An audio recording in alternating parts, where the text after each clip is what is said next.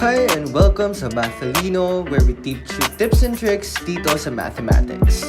For this video, we will define a sequence in a series, derive a rule or general term, and express a series using the sigma or summation notation. First up, what is a sequence? So a sequence is a function where the domain is the set of positive integers, or basically it's an ordered list of numbers.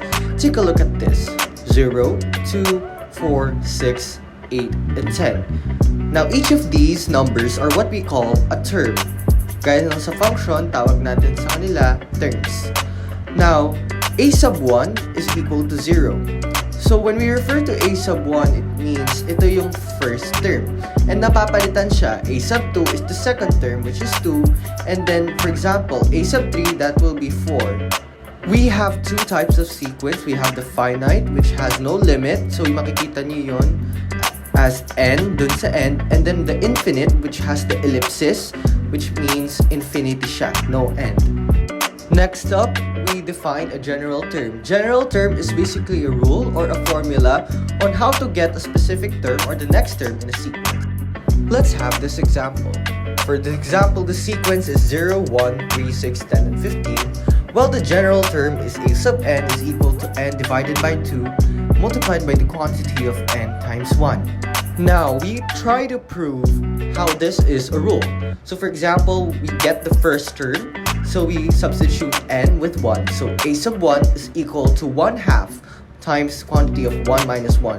1 minus 1 is 0, and then we multiply it to 1/2, we still get 0. So, a sub 1 is 0. This is also true since in our sequence, the first term is 0. This will be the same if we try to get the second term. 2 over 2, a sub 2 is equal to 2 over 2 times the quantity of 2 minus 1. And so we get 1 for our second term, or our a sub 2. This is true also if we try a sub 3, which will be equal to 3 over 2 multiplied by the quantity of 3 minus 1. 3 minus 1 is 2, times 3 over 2 is 3. Now, let us try finding the 20th term of this sequence. So, like we did earlier, we change n to 20. A sub 20 is equal to 20 divided by 2 multiplied by the quantity of 20 minus 1. So that will be 10 times 19. And this will give us 190. Now, if we simply substitute, how do we get the general term? So there is no formula to find the general term. Instead, we need to find the pattern. For example, 1, 8, 27, 64, and 125. If we will notice, the pattern here is that all the numbers are cubed. So 1 cube is 1, 2 cube is 8, 3 cube is 27, 3 cube is 64.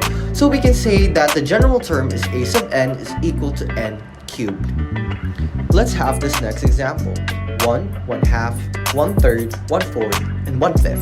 As you can see, the denominators are increasing by 1, so therefore they increase consecutively. So 1, 2, 3, 4, 5, 6, 7, 8, 9, 10. So we can say that our a sub n is equal to 1 over n. Next up, here we have negative 5, 10, negative 15, 20, and negative 25. So if you still remember the math trick that we taught in Facebook, they are all multiples of 5 and they alternate between positive and negative. So ano nga yung tinuro natin sa math trick?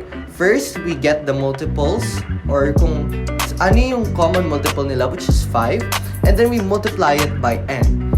And then we multiply it by the quantity of negative 1 raised to n, since the signs alternate from positive and negative. So our general term will be a sub n is equal to negative 1 raised to n times 5n.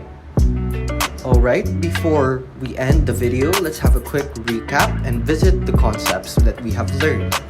A sequence is a group of numbers called terms, and then we have two types. We have the finite and the infinite, where the infinite uses an ellipsis and is finite if not.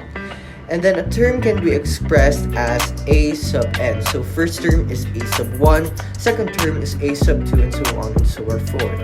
A rule or general term is a kind of formula or the pattern we have in the sequence. Remember, a sequence must always have a pattern. Now we move on to series. So series is basically the sum of terms in a sequence. So pag nag-add natin lahat ng terms dun sa sequence, we get a series. So since we have two types of sequence, we also have two types of series. We have the finite and the infinite series, wherein the finite is what we call the partial sum. So for example, 1, 4, 9, 16, and 25, we need to find the sum of the first 5 terms. So like this, we have S sub 1 equals 1, S sub 2 is 1 plus 4. So kumbaga, S sub n is sum of the first nth terms. So let's try. 1 plus 4 plus 9 plus 16 plus 25 is equal to 55. So therefore, S sub 5 is equal to 55. Next, let's try finding S sub 6. So what we do is 2 plus negative 6 plus 18 plus negative 54 plus 162 plus negative 486, and that will give us S sub 6 is equal to negative 364. There is a more concise or compact way to write the series, which is the sigma notation or the summation notation. So basically, kapag nakita natin to, we will add all the terms. So the parts of the summation notation, so first of course we have the summation notation itself, which is basically the formula where we will substitute, and then K in the bottom is the index of the summation or the lower limit, and then N or the number at the top is the upper limit.